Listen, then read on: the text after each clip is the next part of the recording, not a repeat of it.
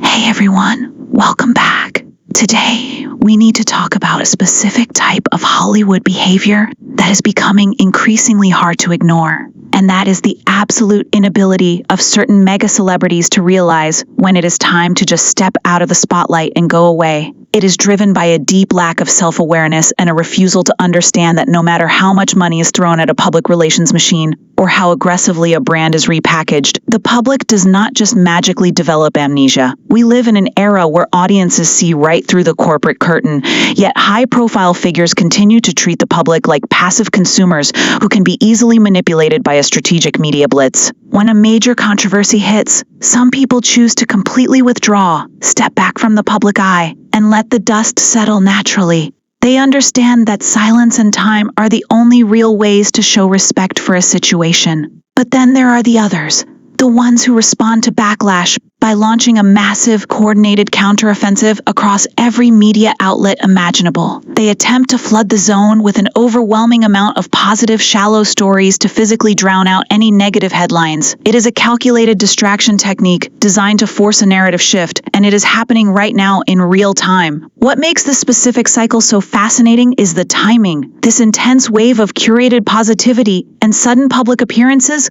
comes immediately after a very public, very embarrassing legal rebuke involving attempts to claim massive damages, legal fees, and punitive compensation under newly minted legislation. The narrative took a sharp turn when the actual author of that specific piece of legislation publicly called out the legal team involved, explicitly stating that her bill should not be hijacked or weaponized as a tool for a celebrity public relations campaign. It was a stark reminder that celebrity influence has strict limits when it comes to the actual mechanics of the law, but that reality check clearly did not stop the machinery from moving forward.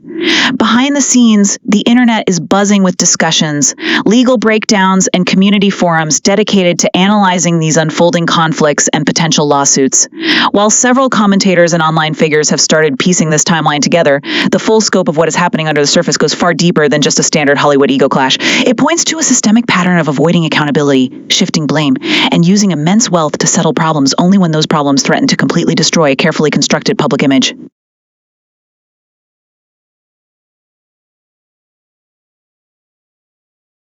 To truly understand how deep this pattern goes, we have to look back at the financial and structural cracks that began showing up months ago. There was a major situation involving massive mechanics liens filed against a prominent celebrity estate in Westchester. Multiple local contractors and builders had filed legal claims totaling over $2 million because they had simply gone completely unpaid for at least 4 months. Because of this massive non-payment, all construction and development on the multi-million-dollar property ground to an absolute halt, leaving a massive hiatus in productivity since the previous December. In the world of high-end real estate development, a total work stoppage of that length is incredibly rare and usually signals severe internal issues or a blatant disregard for the working professionals executing the project. For weeks, these liens sat completely open in the public record, entirely accessible to anyone looking at public property filings, and yet absolutely nothing was done to resolve the debt. The individuals responsible simply ignored the legal filings and the unpaid workers, seemingly unbothered by the outstanding debt, until the information was actively discovered, verified, and reported on publicly. Remarkably, within mere days of this financial negligence becoming public knowledge, the entire multi-million-dollar debt was suddenly paid off in full. The cash was miraculously found to clear every single outstanding lien on the property. Suddenly, a wave of lien releases flooded the public records, showing that hundreds of thousands of dollars were paid out to individual specialty contractors, steel providers, excavation companies, and exterior partners. The largest single payout went to the primary contractor, who received over $1.33 million to completely settle the outstanding balance. The suddenness of these payments raises massive questions about why the bills were left completely ignored in the first place. This was not a standard legal dispute where a homeowner holds back payment due to structural issues, architectural failures, or poor craftsmanship. Instead, this entirely looks like a case of incredibly wealthy individuals who simply refused to pay their working class builders until a legal lien was slapped on their property, and then continued to ignore that lien until it threatened to become a mainstream media headline.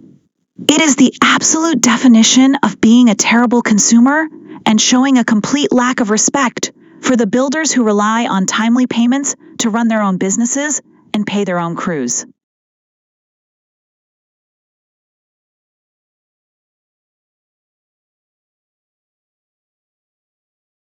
Now that the property has been entirely cleared of these mechanics' liens, the immediate threat of a public foreclosure or a forced judicial sale has evaporated, meaning the work on this massive compound will likely resume as if nothing ever happened. But the lingering bad taste remains. It highlights an ongoing mentality where ultra-wealthy figures act as though standard societal rules, basic financial contracts, and common courtesy simply do not apply to them. The moment the financial scandal was quietly swept under the rug, the focus immediately shifted back to heavy search engine optimization manipulation. If you open a standard search engine right now and look up the names involved, you will see an incredibly aggressive, heavily funded push to completely rewrite the current narrative. The public relations teams are working overtime, orchestrating highly visible, heavily staged paparazzi photos across major cities. We are seeing sudden, highly convenient images of the couple casually strolling through the streets, smiling broadly for the cameras, and stopping to take seemingly organic photos with young fans and children. There are even highly exaggerated displays of physical affection, all meticulously timed to convince the public that their marriage is completely thriving, deeply romantic, and entirely free of the cold, transactional nature that critics have speculated about for years. Simultaneously, the media is suddenly flooded with superficial lifestyle stories, focusing heavily on absurdly expensive luxury items, such as wildly overpriced designer handbags valued at tens of thousands of dollars. Major entertainment outlets and gossip magazines are running synchronized stories about these date night accessories, focusing on high-profile appearances at sporting events, all to reinforce the idea that this individual is a monumental fashion icon and a pillar of elite society. But the reality is far less impressive. The public is being treated to a manufactured image of high fashion royalty, when in reality, the individual in question was never a professional high fashion model. It is an act of cultural imposture, utilizing high-end brand tagging on social media to secure lucrative corporate sponsorships under the guise of casual, everyday living. Nothing that these upper echelon figures post on their digital platforms is done for genuine fun or authentic connection. Every single tag, every mentioned brand, and every framed luxury item is tied directly to a backstage corporate agreement where the company demands public visibility and the celebrity media machine obliges by generating superficial headlines that regular, everyday people cannot possibly relate to or afford.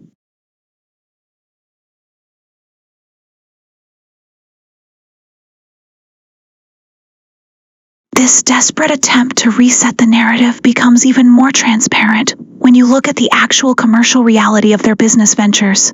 Despite the heavy public relations push and the constant media framing of these individuals as highly successful lifestyle entrepreneurs, the actual marketplace is telling a completely different story. The newly launched hair care and beauty brands are completely cratering in real time, struggling to find any real consumer base or retail traction. The specialized beverage lines and mixer companies that were heavily pushed across social media over the last few years have practically vanished from major supermarket shelves, experiencing massive distribution declines and generating almost zero sustainable profit.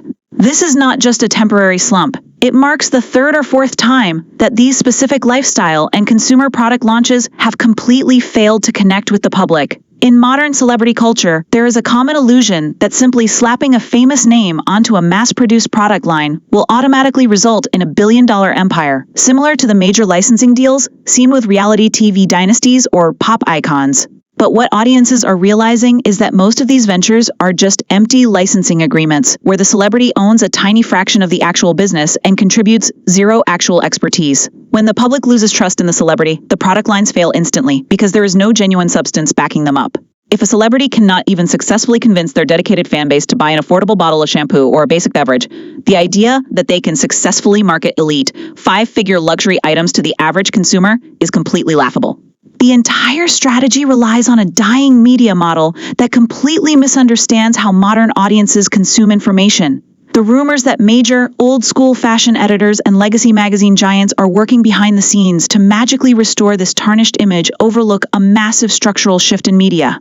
The era of the all-powerful fashion magazine editor-in-chief dictating public taste is completely over. High-profile editorial figures who ruled the industry for 40 years have been quietly moved out of their traditional roles, transitioned into vague corporate advisory titles, or stripped of their absolute authority as major publishing houses face severe financial declines. Multiple iconic print publications, women's fashion magazines, and lifestyle glossies have completely ceased physical publication over the last few years. The cultural relevance of getting featured on a printed magazine cover belongs entirely to the mid-80s and 90s. In the current landscape, print media is practically dead. Everything in the modern media ecosystem moves exclusively through digital channels, streaming networks, short-form video content, and direct peer-to-peer communication. Because of this, traditional public relations strategies that rely on buying positive articles in legacy magazines or arranging softball interviews completely fail to register with younger generations. At the exact same time, the global luxury fashion industry itself is going through a massive systemic economic collapse.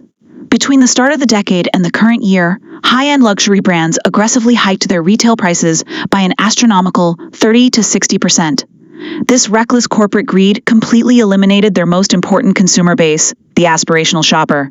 For decades, luxury houses thrived not just on the ultra-wealthy, but on middle-class consumers who would save up to buy one or two special luxury items a year as a personal milestone. By doubling the price of standard designer bags while simultaneously lowering production quality to maximize corporate profit margins, these brands completely alienated over 50 million consumers globally in an incredibly short window. As a direct result of these failed corporate strategies, mega conglomerates, historic Italian fashion houses, and legacy British luxury brands are currently facing massive revenue declines, widespread executive restructuring, and sweeping corporate layoffs. One of the largest luxury groups in the world shed over $100 billion in market value as the post-pandemic artificial boom completely evaporated. In this current economic climate, being overtly ostentatious, flaunting massive corporate logos, and constantly displaying immense unearned wealth feels incredibly out of touch, outdated, and offensive to modern audiences. Gen Z and younger millennials have completely rejected the optics of abundance and excessive consumption. Every cultural cycle reacts strongly against the excesses of the generation that came before it. If you look at the historical transition between the late 1980s and the early 1990s, the exact same cultural rejection occurred. The 80s were defined by absolute indulgence, corporate excess, massive hair, and a loud culture of materialism. But by the time the 90s arrived, the youth culture completely dismantled that aesthetic, replacing it with minimalism, raw authenticity, and a total rejection of manufactured glamour. Loud, boastful imagery was replaced by grunge music, simple flannels, ripped jeans, and a preference for real, unfiltered human expression over corporate polish.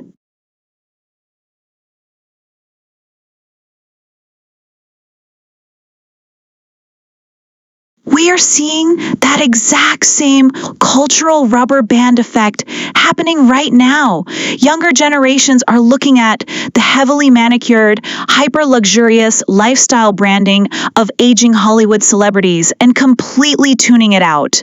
This is why the attempt to sell a flawless, untouchable, high-fashion persona is failing so spectacularly. Nobody cares to be involved in a corporate fantasy that feels entirely manufactured. The stylistic choices themselves feel completely stuck in a time warp, repeating the exact same dated hairstyles, relying on identical aesthetic formulas from 15 years ago, and refusing to adapt to modern cultural shifts shows a deeper artistic stagnation. Trying to project an image of timeless elegance completely falls apart when the public perceives the entire persona as an act. Even the constant public claims of wearing rare, historic vintage clothing have been thoroughly debunked by fashion archivist communities online, who quickly point out that the garments are often just basic commercial designs from less than a decade ago.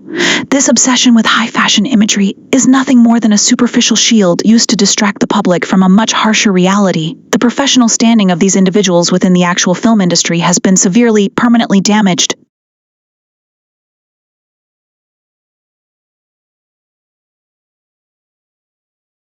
The true consequence of this prolonged public relations disaster is not found in internet comments or failing beauty brands. It is found in the closed-door offices of major Hollywood film studios.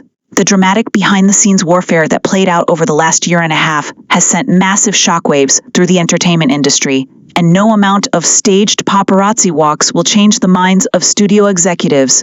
We have to remember that Hollywood is currently navigating its own severe economic downturn, dealing with massive box office losses, streaming platform consolidation, and the collapse of traditional studio profit models. In an industry that is actively bleeding money, studios have become entirely risk-averse. They are absolutely terrified of working with any talent who brings immense legal liabilities, behind-the-scenes volatility, or a track record of severe production disruptions. What this recent controversy proved to major studio heads is that certain high-profile actors are fully willing to launch destructive, highly publicized legal and personal campaigns against their own directors and creative partners, entirely undermining the structural integrity of a film's release.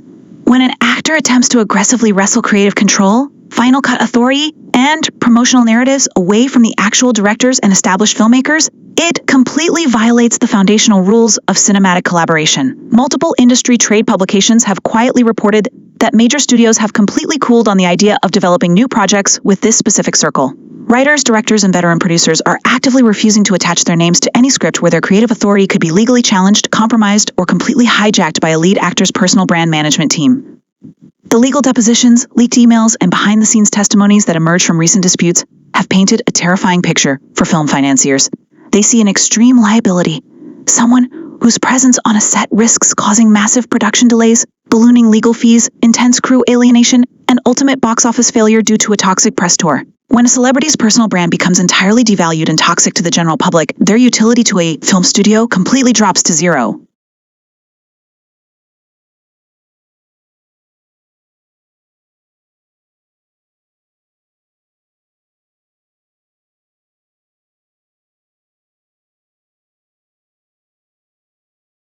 This systemic rejection is why we are suddenly seeing a desperate transition toward promoting outside luxury brands when your own creative ventures, film projects, and personal product lines are actively failing. Your only remaining option is to try and lend your name to someone else's established credibility. But even that avenue is rapidly closing. Modern consumers are incredibly proactive. The moment a controversial figure is announced as the face of a high-end campaign, audiences immediately mobilize, contacting corporate sponsors, flooding brand channels with criticism, and demanding total accountability. A celebrity who brings zero organic box office draw, carries failing personal brands, and alienates the core survivor advocacy movements is an absolute nightmare for corporate marketing departments.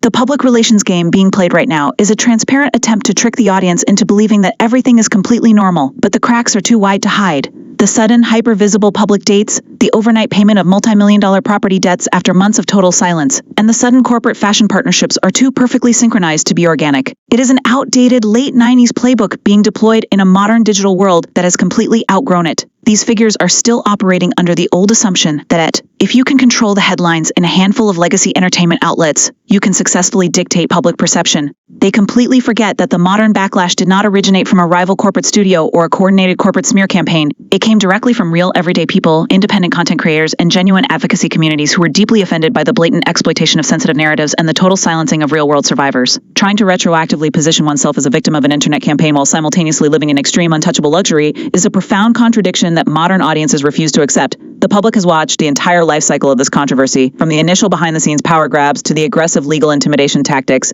and finally to this current hollow media blitz. The attempt to repackage this image is entirely shameless, deeply manipulative, and it is completely destined to fail because the audience has permanently moved on, leaving the old Hollywood machinery running entirely on empty.